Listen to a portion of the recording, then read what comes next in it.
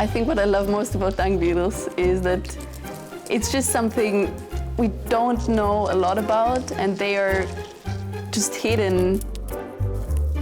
They're small and you maybe won't see them, but there's so much to discover about them.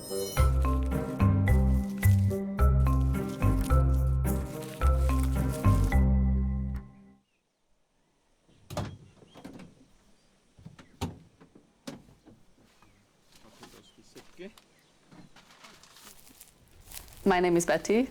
I'm 25 years old. I am from Austria. We're actually a really small team of scientists working on dung beetles right now in Austria. We're just 4 people. So my friends, if I tell them what I do, they were like, why? What? How? So yeah, I think it's just the whole thing is strange for people. And I can understand because I'm just digging in shit.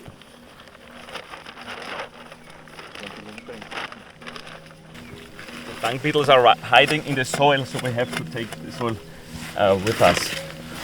We come here to the Neusiedler See National Park. So normally we go out into the field to collect samples. It's really nice to have a team that is really close because it just makes it easier to work together as well.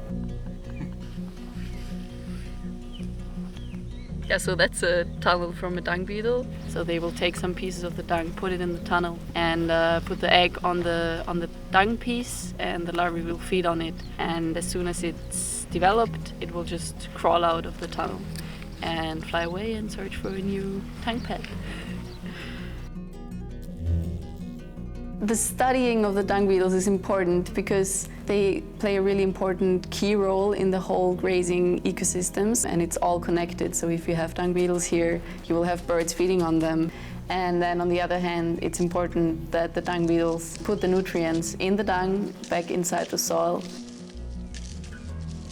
If there were no dung beetles and other insects that decompose the dung, it will just dry out. It will stay there for a long time, so that's when the whole system starts breaking down. And it's actually ecosystems that we as humans depend on as well. The biggest threats for dung beetles at the moment are the medicine that is used against worms in the cattle. Dung beetles will not use dung pads of treated cows. And the other big problem that we have is that dung beetles don't use dung pads of cows that are inside a stable because they need the soil underneath the dung pads.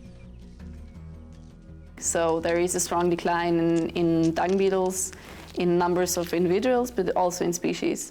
And we actually already lost a lot of species in the area that we're studying in.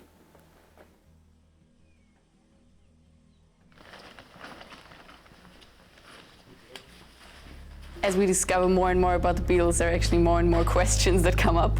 And we just need just some really basic information, like what species do we have here, how many are there.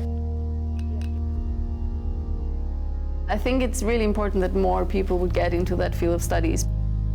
There is cattle and sheep and other horses, for example, all over the world. So it's actually a field of study that is important not only here in Europe, but everywhere. If the dung beetles disappeared from the world, the whole world will just be covered in shit.